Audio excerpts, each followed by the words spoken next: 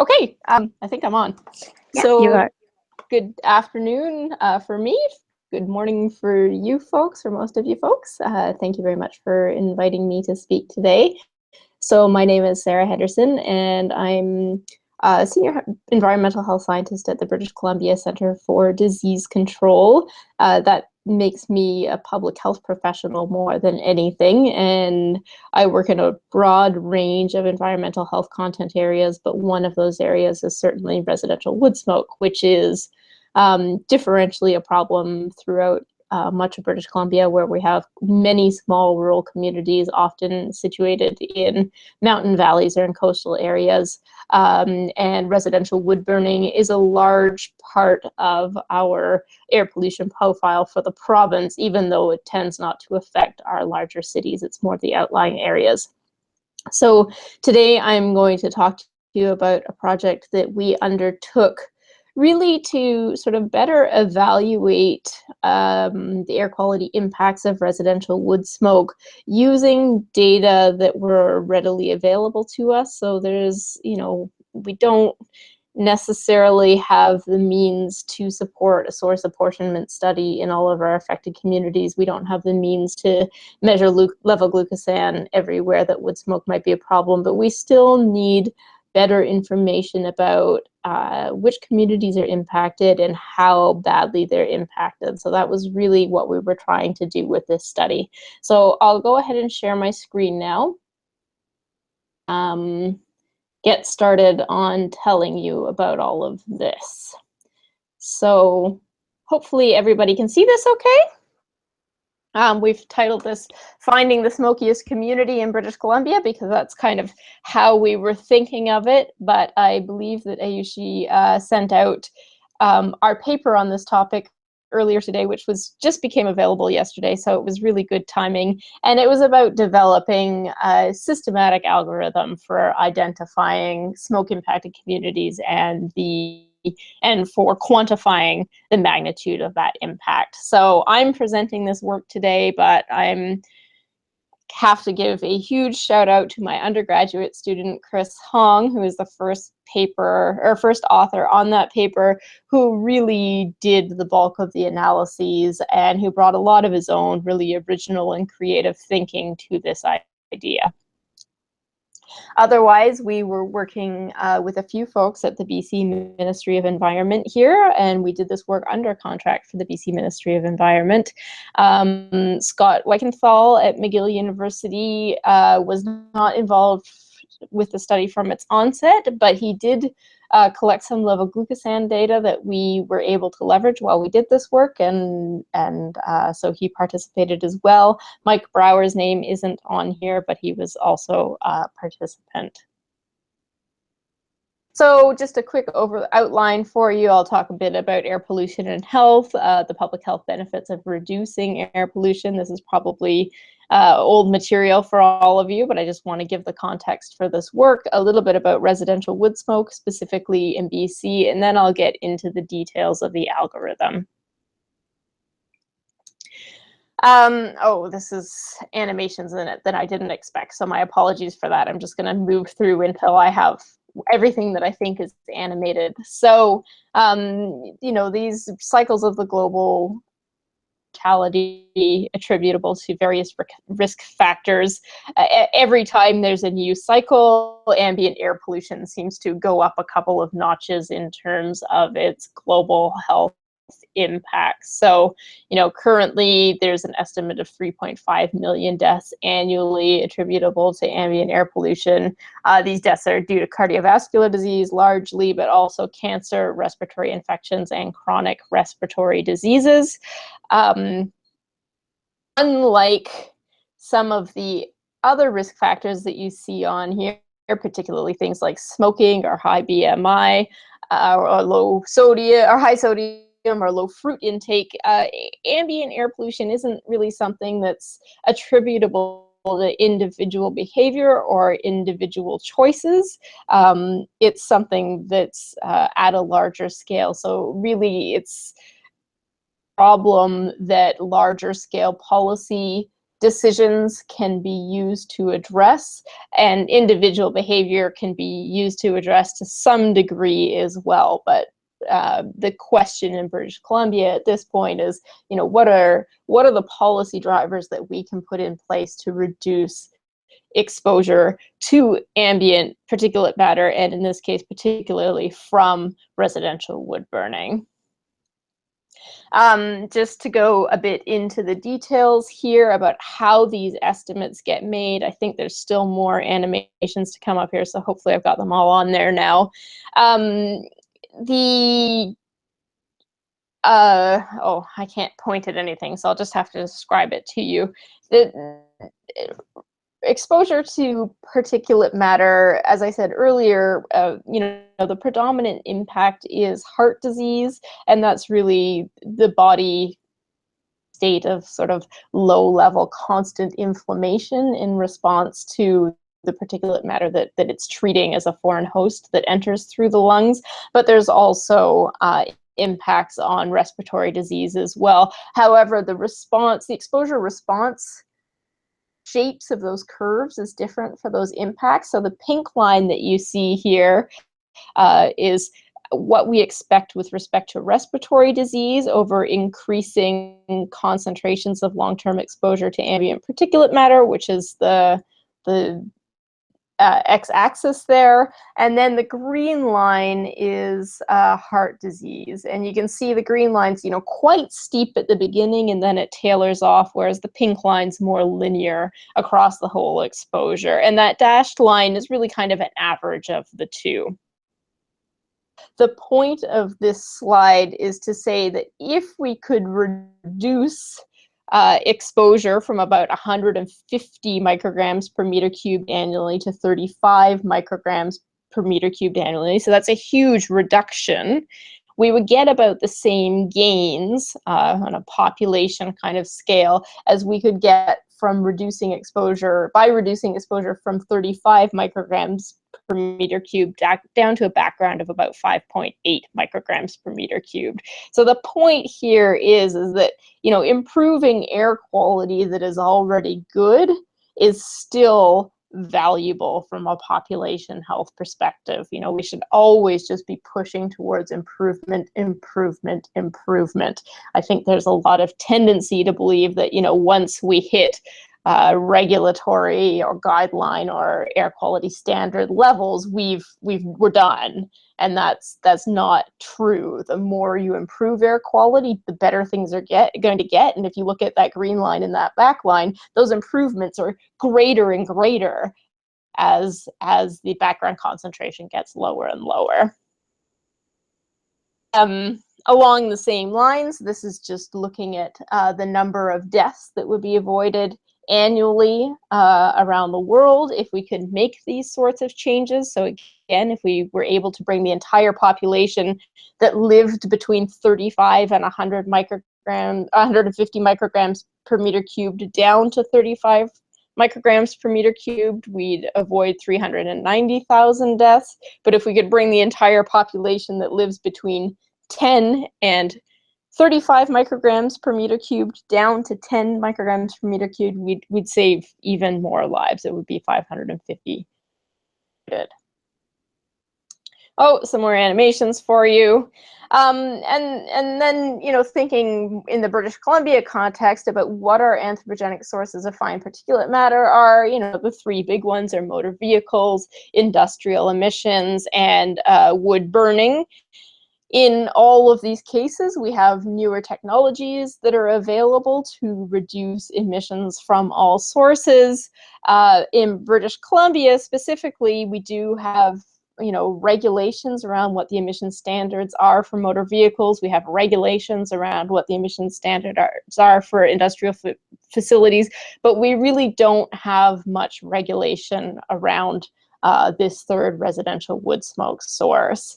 And that's important because when we look at the emissions inventory for the province, these are the sources of fine particulate matter. You can see that road dust is a very large source in British Columbia, and that's largely attributable to the fact that we do a lot of logging, and we have a lot of logging roads that kick up a lot of dust. Having said that, there aren't generally related out areas, so the exposure to this particular source of PM 2.5 is relatively low compared with the others that are on here. Residential wood smoke is next on the list, and residential wood smoke is larger than all of the industry in British Columbia and all of the transportation, including both ground and marine. So it is a large contributing factor to our overall air pollution profile for the province, even though it's limited to generally the lesser populated areas. Let me get, went through too many animations. So we're not alone in this. I'm just bringing this up to sort of say we understand that we're not the only area facing this problem. So in the UK, it's estimated that 34% of total PM 2.5 emissions could be attributed to domestic wood burning, and that was 2.4 times the emissions attributable to road transport. And that's not surprising when we think about, you know, one good low emission stove at this point used regularly over the course of the year generates more fine particulate matter than 700 modern cars with good emissions control. So what strategies do we have to reduce wood smoke emissions? In British Columbia, we have pushed hard on a provincial wood stove exchange program. So we offer individuals who are using older technology some funding, if not complete funding, towards exchanging their older technology with new EPA certified technology. We have fairly aggressive community education campaigns in some areas, but not in all areas, directed at really how to dry and cure your wood, things to burn, things not to burn, and a little bit about how to create a good fire fast.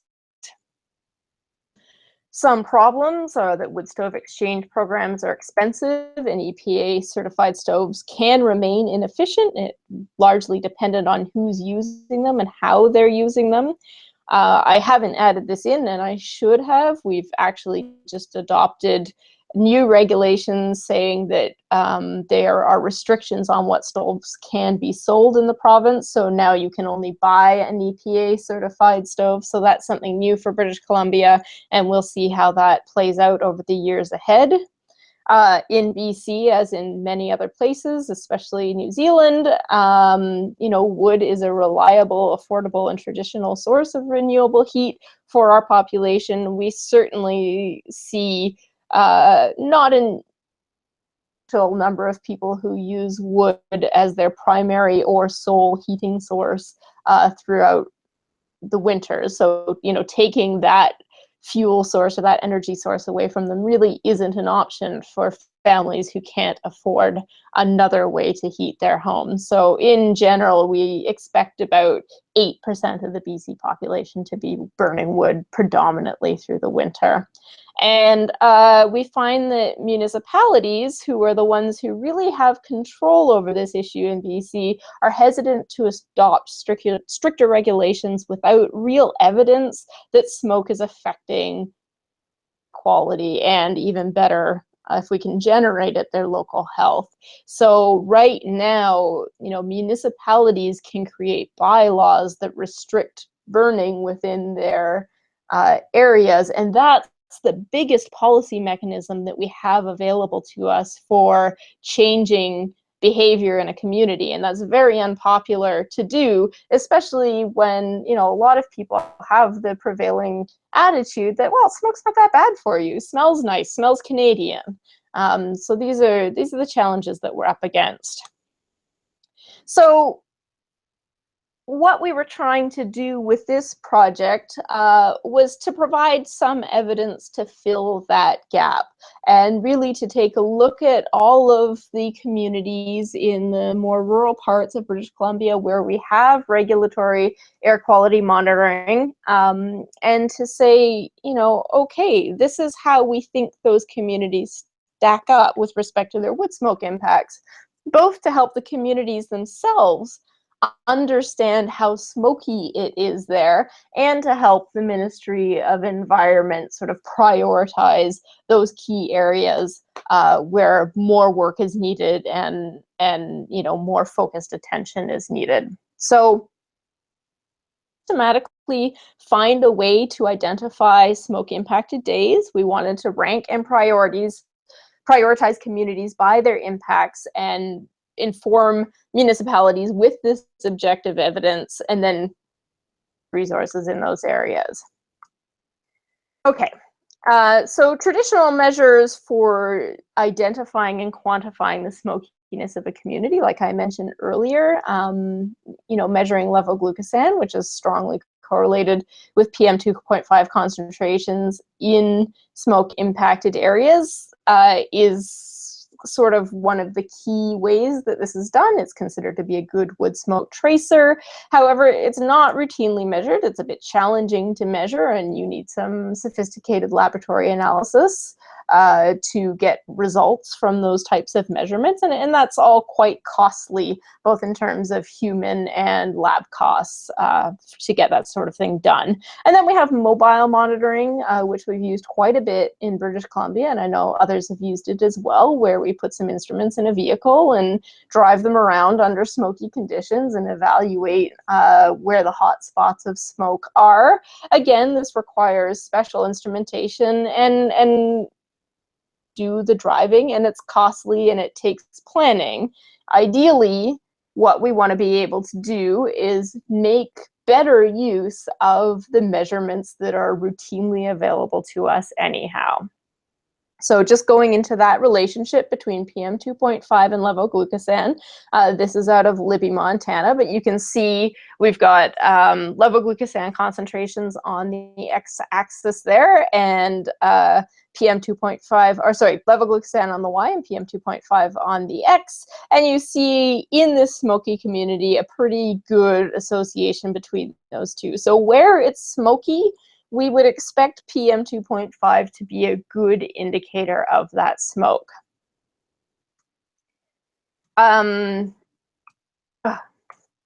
Sorry. So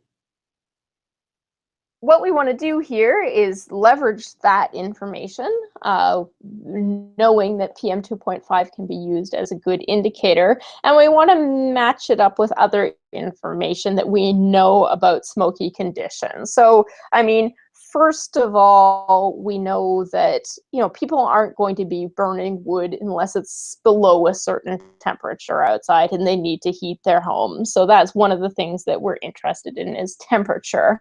And then we also know that there's some diurnal variation in burning and in smokiness.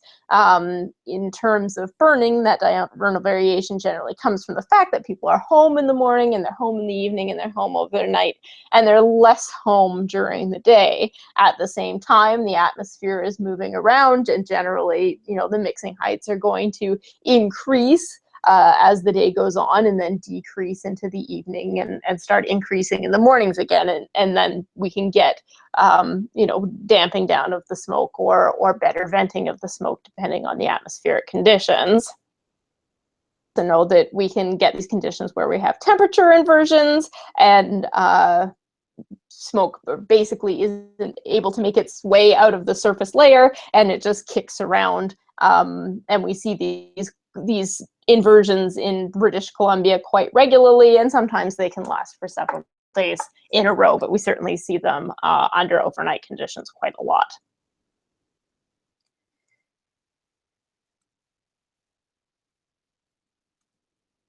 So with respect to diurnal variation in smokiness, this is can get from a fairly recent survey of wood burners in British Columbia. You can see that there's, wood burning predominantly happens after 6 in the evening. That's when people are really burning, but they're burning a bit overnight and in the mornings as well. But during this daytime period, very few people burning wood. So what we want to do is develop an algorithm that helps to detect really this diurnal variation. And the way we're going to do that in this particular case is simply to look at the standard deviation of hourly measurements over a 24-hour period. And we're going to say, okay, if the standard deviation is higher than a certain threshold, it's possible that this day is smoky. And if it's lower than that threshold, we're going to call it non-smoky. And then we look at, temperature thresholds. I don't have the slide in here that I thought that I did, but at what temperature do people actually start using their wood stoves? So there's been a couple of different studies on this, and others came up with about 8 degrees in Canada and the Western US, and I think our work came up with something quite similar using more data-driven methods, but I'll get that into that in a second. And then finally, this question of the daytime to nighttime ratio. We really expect wood smoke related PM 2.5 concentrations to go up overnight and to go down during the day, and we're looking for a certain threshold within those measurements. The data that we had to work with here were for really across the entire province of British Columbia. For those of you who aren't familiar with this area, BC has about the same population as New Zealand, but spread out over a much larger area, about a 1 million square kilometers. So inset that you see here shows Victoria, and the Vancouver area is sort of the southern part to the right that is on the mainland. And that's, the vast majority of the population of the province lives in this tiny corner of the province. But then there's people spread out throughout all of the rest of it as well. And these are the communities for which we had PM 2.5 monitoring stations. We did not look at the lower mainland, which has had fairly good control over residential wood burning for quite a while now, so we left it out of these analyses. Colors of the geographic areas that you see here, that's more sort of locally important. Those are our regional health areas, so those are the areas in which administered, and what we wanted to show is that we had sites in all of the regional health areas for the province. Then we had, so for all of these sites, there's 23 of them, we have daily or hourly PM 2.5 data and daily temperature records. And then for these 3 that you see in red, we had about 2 years of daily levoglucosan data, and those are the data that came from Scott Weichenthal, who was running a unrelated but conveniently parallel project in the province. So we were able to use those data to help kind of train our algorithm. So basically speaking, 3 criteria had to be met for any given day to be classified as smoky. Standard deviation of the 1 hour PM 2.5 measurements had to be above a certain threshold. Second, the mean daily temperature had to be below a certain threshold. And third, the daytime to nighttime PM 2.5 ratio had to be below a certain threshold. So these are the key parameters that we're saying are important to identify wood smoke, and we're not going to call a day as smoky unless it meets all 3 of those criteria. And then the question is, well, what are the right values in the province to pick for those criteria? And this is where those levoglucosan data came in really helpful. So here's the distributions of those daily data that Scott measured. different sites. And the first thing you can see is that Courtenay is a much different beast compared with Kamloops and Prince George. So in Courtenay, there are some days where almost 30% of the PM 2.5 is levoglucosan, where in both Kamloops and Prince George, you never see days where more than 5% is part of it. And that's, you know, partially, I think, the situation of Courtenay, which is in a much wetter area than either Kamloops or Prince George. So it's quite possible that people are burning wetter wood that generates a little more levoglucosan because it's burning at a lower temperature. We do know that the glucosan reduces as the temperature of the burn increases. They're also quite different atmospheric conditions. Courtenay's right on the coast of Vancouver Island, while both Kamloops and Prince George are inland. So based on these data, we made the decision to choose parameters using only the information from Courtenay. We looked at days that had less than 1% levoglucosan and compared them with days that had more than 1% levoglucosan. So the less than 1%, the distribution of these variables on the less than 1% levoglucosan days is in blue, and on the more than 1% levoglucosan days is in red. So what you see in the top plot here is that on days with low levoglucosan, there was quite low standard deviation in the 1 hour PM 2.5 concentrations. In general, those standard deviations were less than 4, whereas on the days with higher levoglucosan, they ranged all the way from 0 up to almost 30. So there is some overlap between these distributions, but we chose the point of minimum overlap, and that was a standard deviation of 3. So the first criterion that a day has to meet to be considered as smoky is that the standard deviation of the PM 2.5 measurements must be greater than 3 of the 1 hour PM 2.5 measurements. And then we do similar things for mean temperature and for the daytime to nighttime ratio. You can see there's pretty clear separation between the higher and levoglucosan days for mean temperature, and the temperature identified there is 13 degrees. That's pretty strongly correlated with a minimum temperature of about 7 degrees in this case. There's less separation in the daytime to nighttime ratio, but there still is some separation, and the point of maximum separation is at 0.5 for that ratio. And then you can see, so those are the dashed lines. You can see these gray bars around the dashed lines, and those are the range of values that we tested in sensitivity analyses. So we defined sort of the best parameters for the algorithm, but then we tried it with a bunch of different parameters around those ranges to see how differently things came out. Consider the 2 most recent years of data. So one thing in British Columbia is stations start up again, they close down again. We didn't want to restrict it to a specific time period because we wanted to include as many communities as possible. So we used whatever data we had anywhere between 1998 and 2016. So some of these results are going back quite a ways compared with the others.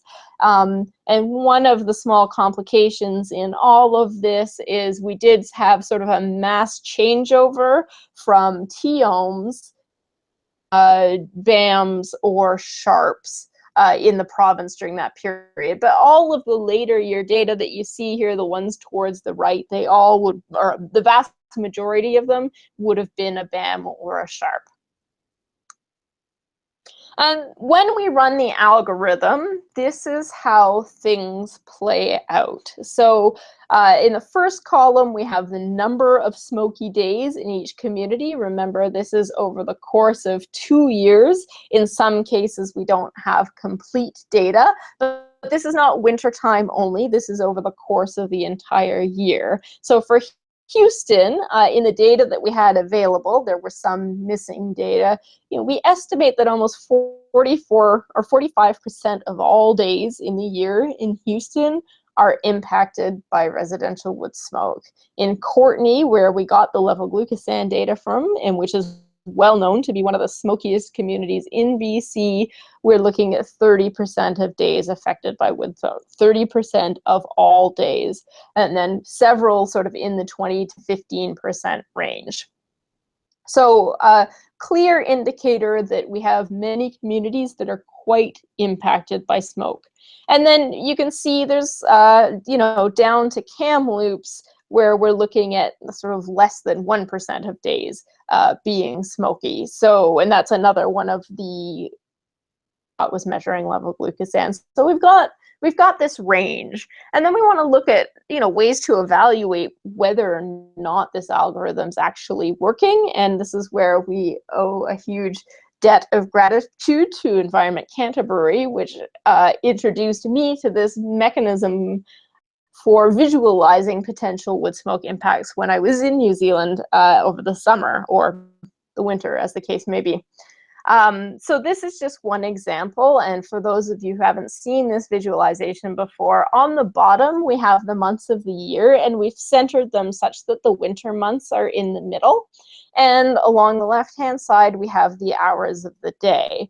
And, if a place is smoky, we would expect to see pretty much exactly what we see here for Houston, which, as you might remember, is the most smoky community in British Columbia, which is this concentration of high PM 2.5 values in the winter months and in the early of the morning and the later hours of the evening, tailoring off during the daytime hours. So this is kind of a picture-perfect picture of how we would expect smoke to look. So we did this for all 23 of the communities to see, okay, are the that our algorithm ranks as more smoky actually showing up as being more smoky according to this visualization? And the answer to that is a pretty resounding yes. So, these are the communities as we ranked them, Kamloops being the lowest ranked and Houston being the highest ranked. And as we move through the rankings, you can see this movement away from that sort of picture-perfect picture of wood smoke into something that's sort of more noisy throughout the year and throughout the day. You will see some vertical banding in these pictures, and generally we expect that vertical banding is coming from slash burning in the shoulder season. So again, big forestry industry in British Columbia, and when they clear cut land, they will pile up slash, and they need to get rid of it because it's a forest fire hazard risk. So it tends to get burned off in the spring and in the fall when the forest fire hazard risk is low, and that can have quite severe air quality impacts in and of itself. This is the result of that sensitivity analysis that I was talking about, where we looked at the various different ways to parameterize the algorithm that we were using. The one about 6 down from the top is the parameters that I've just presented to you. It's highlighted a little bit in gray, and then this is the results for the range of parameters around that. So you can see there's very little difference between the highest and lowest ranking communities depending on the parameterization, but the results are somewhat sensitive to some of these decisions. So in particular, for example, we see Whistler ranked more highly when the daytime to nighttime ratio classification is lower and the minimum temperature is lower as well. Whistler comes out higher in those cases, where Duncan comes out higher when the minimum temperature increases somewhat and the standard deviation increases somewhat. So, how these things play out depends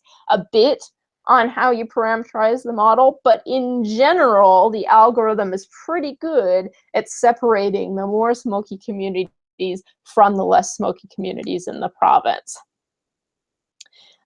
So implications of all of this, impacted communities need to either take necessary actions or increase their actions for reducing the impacts of ambient wood smoke in their communities, and that means moving to cleaner technology. So as I say, we now have stronger restrictions on what technology people can use in the province. We can't sell anything less than green at this point. We still have our stove exchange program to replace oranges with greens. There's been sort of minimal uptake of pellet stoves in BC, but we had about 6% of all wood burners reporting that they were using them, so that's not bad. And then, ideally, if people can afford it and the infrastructure is there, we'd like people to move on to natural gas. We have quite a lot of natural gas in BC, and most communities are well serviced. So, and prices are not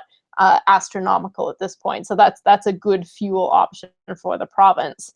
And then again, from Environment Canterbury, I'm taking this lovely example of some of the work they've done around behavioral change and sort of getting people to compete for making non-smoky fires as quickly and efficiently as possible. And I think we probably need to do a better job of this in the province as well. So we've put a lot of effort into trying to get people to dry and cure their wood, and in a place as wet as British Columbia, that's a win in and of itself. But then going the next step and doing a better job of teaching people how to burn the wood that they have really well, so they get the most heat and least smoke possible out of it. So in summary, we feel that our algorithm is doing a pretty good job of separating smoky communities from non-smoky communities and prioritizing them to some degree. We still have work to do around reducing the air quality impacts of residential wood smoke in British Columbia. And we hope that the work that we've done here can be helpful to other high-income countries who also face problems with residential wood smoke, specifically around this idea of using the data that you already have to make better information available to the people who can behavior and change decisions with respect to wood smoke and policy within your context, because we know that funding is generally limited for doing the more sort of source apportionment and level glucosand measuring kind of work. And there's a lot of information that can be gleaned from the data that are available. So I think that's all I have for you. If anybody has any questions for me, if anybody's even there, or if I've just been sitting in a room talking to myself for the past 40 minutes.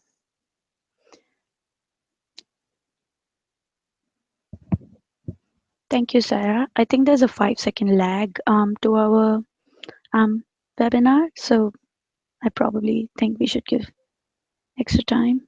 Okay, can I stop sharing my screen? Yes, you can. We can see you. Oh, you can see me. You can see me now? I mean, you have to. Yeah, I mean, we should see you now. So you have to stop sharing. I can't. It's very crazy. You managed. Okay. Okay.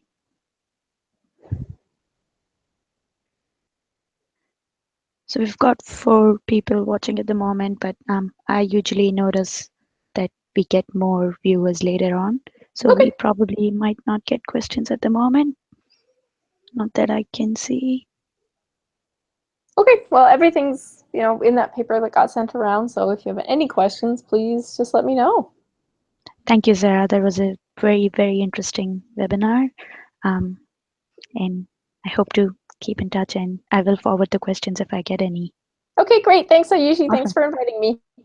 Thank you. Bye. Okay, bye.